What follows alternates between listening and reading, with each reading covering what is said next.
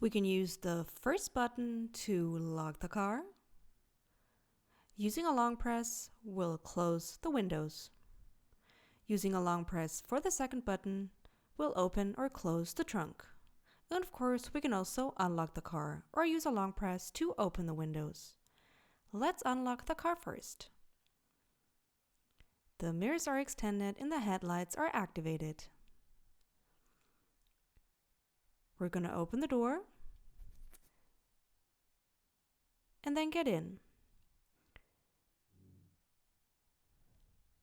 We're going to push the start and stop button once to turn on the engine. Unlike many other cars, the Skoda does not have an in-between starting level, meaning turning on the ignition first before being able to turn on the engine. The engine was already on, even though our foot was not on the brake, as you can see when we push the button a second time.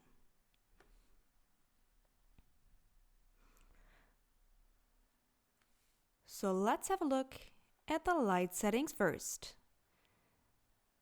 These can be found on the left side of the steering wheel.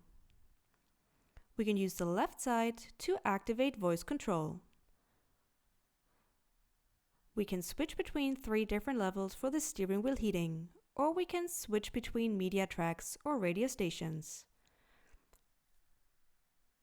Of course, we can also increase or decrease the volume, and if we push the button, we can play or pause a song or mute and unmute the sound.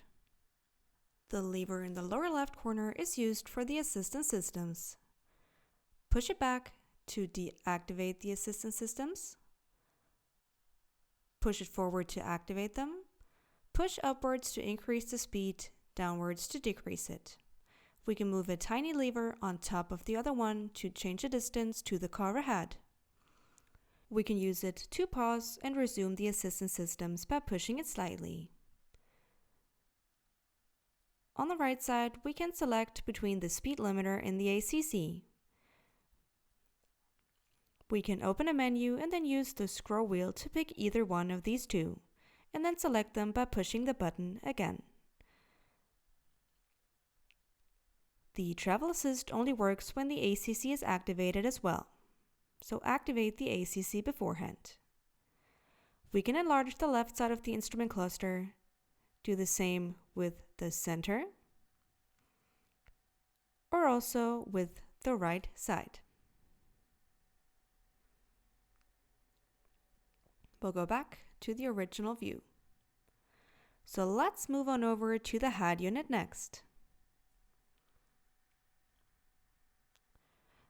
The upper bar contains information, and the drop-down menu is divided into favorites and notifications. We also have the home menu, which offers plenty of options to personalize it. We can decide on the number of pages or the number of content for the different widgets as well. Up next is the main menu. Again, we can change the order of the features shown in the head unit. The first one is telephone, followed by radio and media, and navigation. It needs to be said that the Skoda does not have only one particular settings menu, but that most of the features have their very own. For example, assistance systems, background lighting, sound, or stationary heating. SmartLink can be used for Apple CarPlay or Android Auto. Vehicle has its own settings too.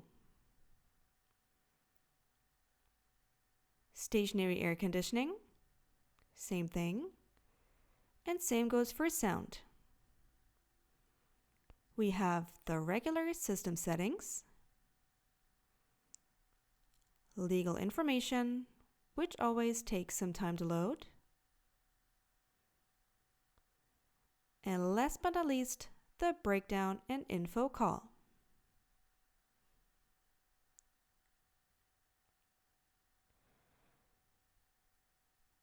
We can find seat heating shortcuts on the left and right side of the head unit. We can set the temperature for the driver and the passenger, and use additional shortcuts which can be personalized as well. Below the head unit, we can use a button to mute or unmute the sound, or use a long press to turn the head unit on or off. I can click minus or plus to increase or decrease the volume, or swipe left and right on the bar to change the volume as well. If we move further down, we can use different hotkeys which also open menus in the head unit. There is set to set the tire pressure. We can change the drive modes, activate the camera, use hazard lights, and the possibility to lock the vehicle. There is a climate menu which is not included in the normal head unit menu, which means that this hotkey is crucial, unless you've set climate as a shortcut. We have two hotkeys to control the windshield defogging and defrosting. Back to the home menu and on to the gears. We're going to step on the brake and then push the gear shift down and put the car into drive.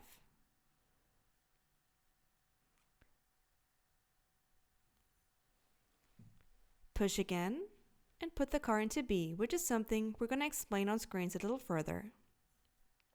Push once more up. We're now in neutral.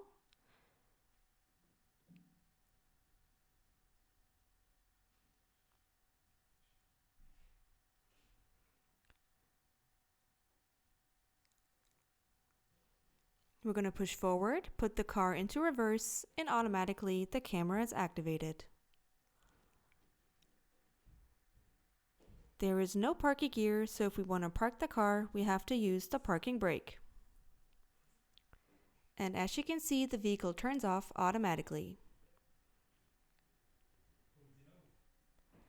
The background is now gray, which means that the vehicle is now turned off. Let's take the key once we've opened and closed the door.